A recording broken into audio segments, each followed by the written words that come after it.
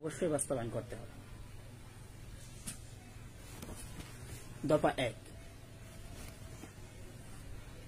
দেশ ও দেশের জাতিসমূহকে ভালোভাবে নেতৃত্ব প্রদানে ব্যর্থ হওয়ায় এবং দুর্নীতির দায় নিয়ে এই অবৈধ আওয়ামী লীগ সরকারকে পদত্যাগ করতে হবে।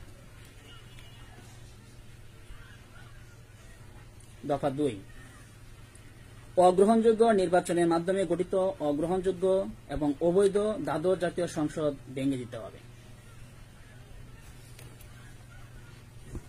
দফা 3, বর্তমান নির্বাচন কমিশন তথা কাজী হাবিবুল আউয়াল নেতৃত্বাধীন বাংলাদেশ নির্বাচন কমিশনকে পদত্যাগ করতে হবে এবং নতুন নির্বাচন কমিশন গঠন করে যথাসময়ে ও যথানিয়মে জাতীয় সংসদ নির্বাচন আয়োজন করতে হবে। ত্রয়োদশ জাতীয় সংসদ নির্বাচন আয়োজন করতে হবে। দফা 4,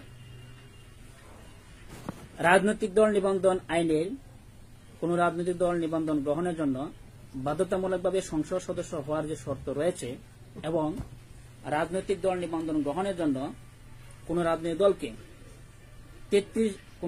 দলে 33 ভাগ নারী সংরক্ষিত পদ রাখার যে শর্ত রয়েছে তা বাতিল করতে হবে।